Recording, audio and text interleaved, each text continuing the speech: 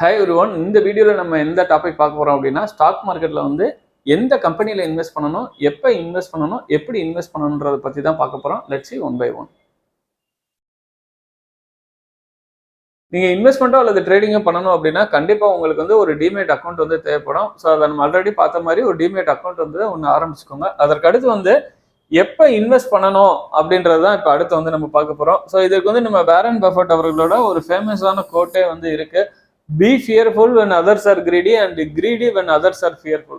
அதாவது மார்க்கெட் வந்து ரொம்ப டாப் லெவல்ல போயிட்டு இருக்கும்போது எல்லாருமே கிரீடா இருப்பாங்க. ஸோ அந்த மாதிரி டயத்துல வந்து நம்ம வந்து கையில வச்சிருக்க ஹோல்டிங்ஸை கொடுத்துட்டு வெளியில வந்துடணும். அதே மாதிரி பாட்டம்ல போகும்போது எல்லாருமே ரொம்ப பயந்துட்டு இருப்பாங்க. அந்த மாதிரி டயத்துல தான் வந்து நம்ம வந்து இன்வெஸ்ட்மெண்ட்டை மேற்கொள்ளணும் அப்படின்றதான் இந்த கோட்ல வந்து அவர் சொல்லியிருப்பாரு. ஸோ அதை எப்படிங்க நம்ம ஐடென்டிஃபை பண்றது அப்படின்னு பாத்தீங்கன்னா, ஒரு சாதாரண மக்கள் கூட பஸ்ல போகும்போது ஸ்டாக் மார்க்கெட் வந்து சூப்பரா போயிட்டு இருக்கு, இன்வெஸ்ட் பண்ண இவ்வளவு ரிட்டர்ன்ஸ் கிடைச்சது அப்படின்றத பத்தி எல்லாம் பேசிட்டு இருப்பாங்க. ஸோ அந்த மாதிரி சிச்சுவேஷன் வந்து நம்ம எப்படி எடுத்துக்கலாம் அப்படின்னா, கிரீடி வந்து மார்க்கெட்ல வந்து பிளே ஆயிட்டு இருக்குன்றதை எடுத்துக்கலாம். அதே மாதிரி சிமிலர் பீப்புளே மார்க்கெட்ல இன்வெஸ்ட் பண்ணிட்டேன், ஹெவியா லாஸ் ஆயிடுச்சு. எங்க பார்த்தாலுமே மார்க்கெட் வந்து நீங்க டிவியா இருக்கட்டும், எதை எடுத்துக்கிட்டீங்க அப்படின்னாலுமே CNBC, whatever it is, Moneycontrol, எல்லா இதுலயுமே நெகட்டிவா மார்க்கெட்டை பத்தி நியூஸ் வந்துகிட்டே இருக்கும். கண்டினியூஸ் ஃபாலோ ஆயிடுச்சு, கிராஷ் வந்துருச்சு அப்படின்லாம் சொல்லிட்டே இருப்பாங்க. ஸோ அந்த மாதிரி சிச்சுவேஷன்ல வந்து உங்களோட இன்வெஸ்ட்மெண்ட்ஸ் வந்து நீங்க மேக் பண்ணணும் அப்படின்றது தான் இந்த கோட் மூலியமா அவர் வந்து சொல்லியிருப்பாரு. ரெண்டாவது வந்து நீங்க இன்வெஸ்ட் பண்ணக்கூடிய டைம்ல வந்து முக்கியமா, அதாவது ரொம்ப அக்யூரேட்டான்னு கிடையாது, ஒரு அப்ராக்சிமேட்டா இந்த சிச்சுவேஷன் வந்து உங்களுக்கு ஃபேவரபுளா இருக்கா அப்படின்றத நீங்க வந்து தெரிஞ்சுக்கணும். ஸோ அது எந்த மாதிரி சிச்சுவேஷன் அப்படின்னு பார்த்தீங்கன்னா, மேக்ரோ எக்கனாமிக் கண்டிஷன்ஸ் அப்படின்ட்டு வந்து இதை வந்து நம்ம சொல்லுவோம். ஸோ அதில் ஃபர்ஸ்ட் நம்ம பார்க்க வேண்டியது, நம்ம கண்ட்ரியோட ஜிடிபி வந்து எதை நோக்கி போயிட்டு இருக்கு, ஒரு கண்டினியூஸாக வளர்ந்து போய்கிட்டே இருக்கா. ஸோ டேட்டா வந்து குவார்டர் அண்ட் குவார்டர் வந்து பாசிட்டிவாக வந்துட்டு இருக்குன்றத ஒரு ட்ராக் பண்ணுங்க. அது போக ஆர்பிஐயோட பை மந்த்லி மீட்டிங் வந்து பாருங்க. ஸோ அதில் வந்து ஆர்பிஐ வந்து ரேட் ஆஃப் இன்ட்ரெஸ்ட் வந்து குறைச்சாங்க அப்படின்னா அது வந்து மார்க்கெட்டுக்கு வந்து ஒரு ஃபேவரபுளான சிச்சுவேஷன். ஸோ உங்களுக்கு இன்வெஸ்ட்மெண்ட்டுக்கு நல்ல ரிட்டர்ன்ஸ் வர்றதுக்கு உண்டான வாய்ப்புகள் அதிகம்.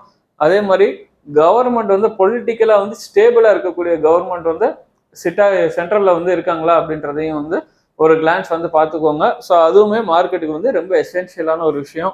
அதற்கு அடுத்து வந்து நம்ம பார்க்க போறது இன்ட்ரெஸ்ட் ரேட். இப்போ இன்ட்ரெஸ்ட் ரேட் வந்து ஒன்று ஸ்டேபிளா இருக்கலாம், அல்லது கொஞ்சம் டிப்ரிசியேஷன் மோட்ல வந்து இருக்கலாம், டிக்ரீஸ் ஆகிட்டே இருக்கலாம். அது வந்து மார்க்கெட்டுக்கு நல்ல ஒரு பாசிட்டிவான விஷயம். சிமிலர்லி இன்ட்ரெஸ்ட் ரேட் வந்து கன்சிக்யூட்டிவா ஏறி போய்கிட்டே இருக்குன்னா அது மார்க்கெட்டுக்கு வந்து அவ்வளோ ஃபேவரபுளான விஷயம் கிடையாது. ஏன்னா இன்ட்ரெஸ்ட் ரேட் கண்டினியூஸா ஏறி போயிட்டே இருக்குன்னா மக்கள் இதுல இருந்து ஃபண்ட்ஸ் எடுத்து எஃப்டிக்கோ பிற விஷயங்களுக்கு கன்வெர்ட் பண்றதுக்கு உண்டான பாசிபிலிட்டிஸ் வந்து அதிகம். நான் சொல்றது ஒரு சினாரியோ தான் சொல்றேன், இதுக்கு பேக்ல வந்து நிறைய சினாரியோஸ் வந்து பிளே ஆகிட்டு இருக்கும். அதே மாதிரி இன்ஃப்ளேஷன் வந்து டவுன் ட்ரெண்ட்ல தான் இருக்கணும், தொடர்ச்சியா இறங்கிட்டே இருக்க மாதிரி சினாரியோவா இருக்கலாம், அல்லது ஒரு சைட்வேஸ்ல இருக்கக்கூடிய ஒரு சினாரியோவா இருக்கலாம். ஒரு 6%, 7%, 8% போகுதுன்னா அது மார்க்கெட்டுக்கு வந்து ஒரு ஃபேவரபுளான சிச்சுவேஷன் கிடையாது. ஸோ நீங்கள் இன்வெஸ்ட் பண்ணுறதுக்கு முன்னாடி இந்த சிச்சுவேஷன்ஸ்லாம் எப்படி இருக்குன்றத ஒரு தடவை பார்த்துட்டு உங்களோட இன்வெஸ்ட்மெண்ட் டெசிஷனை வந்து எடுங்க. ஸோ இதில் அடுத்து நம்ம பார்க்க போகிறது என்ன அப்படின்றது பார்த்தீங்க அப்படின்னா, வேர் டு இன்வெஸ்ட். ஸோ இதுக்கு வந்து ஒரு டிஃபால்ட்டான சொல்யூஷனே கிடையாதுங்க. இதுக்கு வந்து ஒரு டெய்லர் மேட் சொல்யூஷன் தான். ஒவ்வொருத்தங்களுக்கு அவங்கவுங்க தேவைக்கு ஏற்ற மாதிரி தான் வந்து இன்வெஸ்ட்மெண்ட் வந்து சொல்யூஷன்ஸ் வந்து நம்ம எடுக்க முடியும். ஃபார் எக்ஸாம்பிள், ஒருத்தர் வந்து 20 இயர்ஸ்க்கு அவருக்கு ஃபண்டு தேவைப்படாதுன்னா அதற்கு தகுந்த மாதிரி தான் அவரோட இன்வெஸ்ட்மெண்ட் வந்து மேக் பண்ணணும். சிலருக்கு வந்து 3 இயர்ஸ்ல தேவைப்படுதுன்னா அதுக்கு தகுந்த மாதிரி பண்ணிக்கணும். இப்போ ஃபார் எக்ஸாம்பிள், எனக்கு மந்த்லி இன்கமே இதை டிபெண்ட் பண்ணி தான் இருக்கேன்னா அப்போ நான் ட்ரேடராக தான் இருக்கணும். அந்த சினாரியோல போய் நான் ஒரு இன்வெஸ்டராக வந்து பிளே பண்ண முடியாது.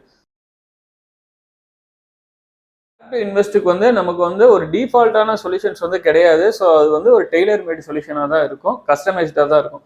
ஸோ நெக்ஸ்ட் நம்ம பார்க்க போகிறது ஹவு டு இன்வெஸ்ட், எப்படி நம்ம இன்வெஸ்ட் பண்ணணும். சரி, ஓகே, மேக்ரோ எக்கனாமிக் கண்டிஷன் நல்லா இருக்கு, நான் ஒரு ட்ரேடர் அப்படின்ட்டு ஃபிக்ஸ் பண்ணிட்டேன் அப்படின்னா நான் வந்து எப்படி இன்வெஸ்ட் பண்ணணும் அப்படின்ட்டு வந்து பார்த்தீங்க அப்படின்னா, ஃபர்ஸ்ட் நம்ம ஆல்ரெடி பார்த்த மாதிரி நிறைய புக்ஸ் பல வீடியோல பார்த்த மாதிரி படிச்சிருக்கணும். படிச்சிருந்தீங்க அப்படின்னாலே ஒரு கம்பெனியோட ஃபண்டமெண்டல் எடுத்து அனலைஸ் பண்ணக்கூடிய கெப்பாசிட்டி உங்களுக்கு வந்து டிஃபால்ட்டா வந்து வளர்ந்துரும்.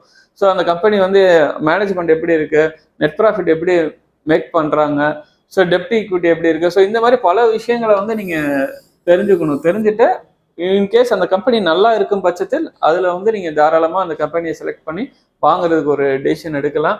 ஸோ நீங்கள் வந்து எந்த கம்பெனியை வாங்கணும் அப்படின்றதுக்கு ஃபண்டமெண்டல் அனாலிசிஸ் வந்து பண்ணணும். எப்போ வாங்கணும் அப்படின்றதுக்கு நீங்கள் வந்து டெக்னிக்கல் அனாலிசிஸ் வந்து பண்ணி தான் அந்த கம்பெனி வாங்கணும். ஸோ இதை பற்றிலாம் நம்ம கம்மிங் வீடியோஸில் 1 by 1 வந்து கொஞ்சம் டெப்த்தாக அனலைஸ் பண்ணி நம்ம என்னன்றதை ஸ்டடி பண்ணலாம். ஸோ இப்போதைக்கு இது வரைக்கும் வந்து நீங்கள் தெரிஞ்சுக்கோங்க.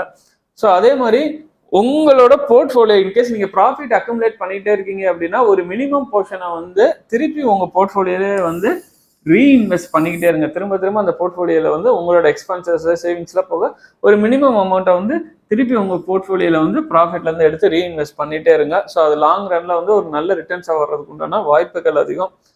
கன்சிஸ்டண்டாக உங்களோட போர்ட்ஃபோலியோவை மானிட்டர் பண்ணுங்க. ஸோ ஒரு ஒரு 1 மந்த்தோ ஒரு 2 மந்த்ஸோ வாட் எவர் இட் இஸ், ஒன்று வாங்கி போட்டால் நம்ம வாட்டுக்கு அது வாட்டுக்கு ரிட்டர்ன்ஸ் கொடுத்துட்டே இருக்குன்றது கிடையாது. மார்க்கெட்டை பொறுத்த வரைக்கும் ஸ்டாக் நல்லா ஏறி போயிட்டே இருக்கும். ஒரு 2 to 3 மந்த்ஸில் கூட பார்த்தீங்கன்னா திருப்பி இந்த அளவுக்கு எங்கே வாங்குனீங்களோ அதே இடத்துக்கு கூட வந்துடும். ஸோ கண்டினியூஸாக நீங்கள் மானிட்டர் பண்ணுறது வந்து உங்கள் போர்ட்ஃபோலியோ வந்து ஒரு அவசியமான ஒன்று. அட்லீஸ்ட் குறைந்தபட்சம் எவ்ரி குவார்ட்டர் ஒன்ஸாவது வந்து உங்களோட போர்ட்ஃபோலியோ வந்து மானிட்டர் பண்ணுங்க.